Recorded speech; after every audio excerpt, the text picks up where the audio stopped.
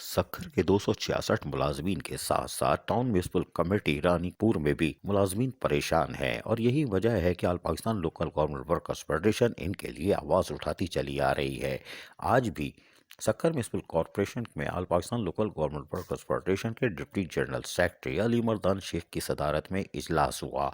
इजलास के दौरान जहां एंटी करप्शन से टाउन कमेटी रानीपुर में होने वाली बदउनवानियों की सख्ती से तहकीकात का जहां मुतालबा किया गया, वहीं वार्निंग भी जारी कर दी गई। सुनिए जरा Ali Mardan Shaikh all Pakistan local government workers federation Sindh के डिप्टी जनरल सेक्रेटरी क्या कह रहे हैं। असांजे बलदात जा मुलाज़िम असांजे ऑफिसरनि जे लाइ कीड़ा बाकुड़ा आहिनि।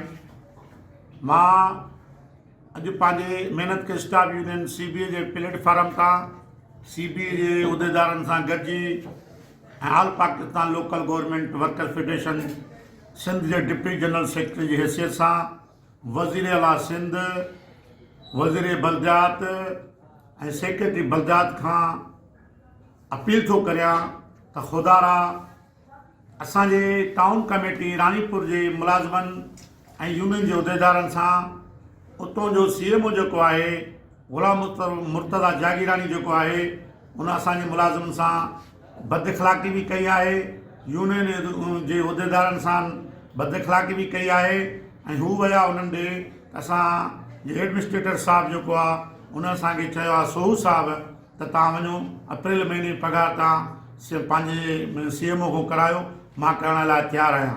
ऐं उहा अर्ज़ु खणी हुनजे ऑफिस में जॾहिं पुॻा त हुन उन्हनि सां बदतमीज़ी कई आहे ऐं पघार हुनजी रिकॉर्ड ते मौजूदु आहे, अप्रैल महीने जी रहियल आहे, पेंशन बि रहियल आहे। उनजे करे उहो विया, हुन सां तमामु बदतमीज़ी ऐं ॾाढा मुसी कई आहे। असां ग़ुलाम मुर्तज़ा जागीरानी साहिब खे ॿुधाइणु चाहियूं था त हीअ रानीपुर जा मुलाज़िम निंदण खां न सम्झंदा आहिनि। हिननि सां पूरो पाकिस्तान जा बलदियाती मुलाज़िम गॾु थई, पूरे सिंध जा बलदियाती मुलाज़िम गॾु थई, रिकॉर्ड मौजूदु थई। पोइ जेको बि असांजे सक्खर म्यूनिसिपल कॉर्पोरेशन में वियो ऐं वापरियो उहो महिरबानी करे सॼी वीडियो बि ॾिस ऐं सॼी अख़बारूं बि पढ़ ऐं पंहिंजे ऑफिसरनि खां बि आला ऑफिसरनि खां बि पुछ।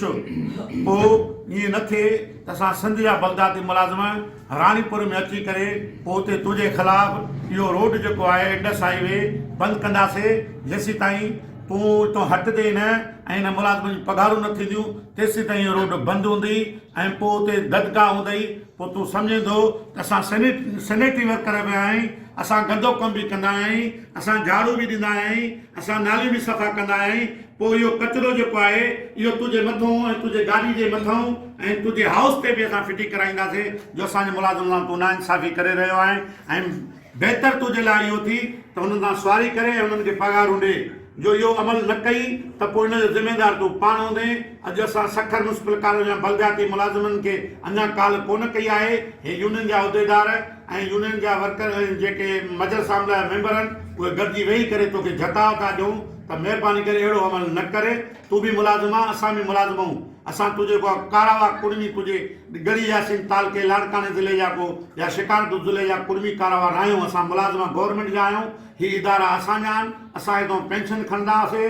असां मरी वेंदासीं त असांजो घर जा भाती बि तव्हां पेंशन खणंदा। तूं असां वटि आरज़ी आयो आहीं, महिरबानी करे पंहिंजे क़िबले खे दुरुस्त कर, न त पोइ असांखे दुरुस्त करणु ईंदो अथई। पोइ असां वटि न क्लाशन अथई, न असां वटि जीथरी अथई, न असां वटि तोहफ़ थी, पोइ असां वटि झाड़ू जो हथियार ज़रूरु अथई। पोइ इहो ख़्यालु कजांइ, ईअं न थिए त पोइ असां रानीपुर में अची करे पोइ इहो हथियार खणी अची ऐं तुंहिंजे साम्हूं बीहूं। ऐं मां वरी बि वज़ीर आला सिंध खां ख़ासि करे बिलावल भुट्टो ज़रदारी साहिब खां अपील थो करियां त तव्हां महिरबानी करे इन जाबिर इहो जेको ॾाढो मुसीबत गड़ी यासीन जो अची करे थो असांजे मुलाज़िम सां, हिननि खे फिलफोर ते हटाए को ईमानदार ऑफिसर मुक़ररु कयो वञे। असांखे ॿी ख़बर बि पई त असांजे टाउन कमेटी रानीपुर में कल्ह इंटीग्रेशन बि छापो आहियूं। पोइ थी सघे थो उन्हनि जेके बि असांजो अमाउंट आहे उहो हिननि ठेकेदारनि खे ॾेई छॾियो आहे, तॾहिं त इंटीग्रेशन अची छापो आहियूं। असां इंटीग्रेशन जे डायरेक्टर खे बि अपील था कयूं, नेब जे डायरेक्टर खे बि अपील था करियूं त महिरबानी करे इन टाउन कमेटी रानीपुर जो तहक़ीक़ात कराई वञे ऐं जेके तरक़ियाती कम थिया आहिनि उन्हनि जी बि तहक़ीक़ात कराई वञे त उहो असांजा जेको बैलेंस आहे, असांजो जेको OZ शहर अचे थो उहो हिननि किथे ख़र्चु कयो आहे ऐं असांजे मुलाज़िमनि खे पघारूं छो नथियूं ॾिनियूं वञनि। असां नालियूं सां सफ़ा करियूं तव्हांजा रस्ता असां सफ़ा कयूं, तव्हां मरी वञो, तव्हांजी लाश असां खणूं, एतिरी ताईं असां पुॼायूं। हर शइ असां म्युनिसिपल कॉर्पोरेशन मुलाज़िम कयूं था ऐं उन खां पोइ तव्हां ज़्यादती ऐं ज़ुल्म बि असांजे मुलाज़िम सां था कयो। असां तव्हांखे वरी बि वटा हिन प्लेटफॉर्म तां वरी बि तव्हांखे आगाह था कयूं त महिरबानी करे पंहिंजे क़िबले खे दुरुस्त कर जागीरानी साहिब, न त पोइ असां बल्दिया सिंध जा मुलाज़िम सभु अची झाड़ू खणी अची वेठा सही नी। पोइ तुंहिंजो मां सम्झां हिते रानीपुर में हलणु, तुंहिंजो घुमणु ऐं तुंहिंजो हिन कुर्सी ते वेहणु महाल थी वेंदी। मेहरबानी मजदूर इत्तेहाद जिंदाबाद, all Pakistan local government worker federation जिंदाबाद। All Pakistan local government workers federation की सतह पर अब एक इजलास कराची में जुम्मे को मुतवक्को है, जिसमें all Pakistan local government workers federation के सिंध के मरकजी रहनुमा शिरकत करेंगे, जिसके बाद यकीनन दमादम मस्त कलंदर का इम्कान है। अजीज आरिफ, KBS बल्दियाती न्यूज़, कराची।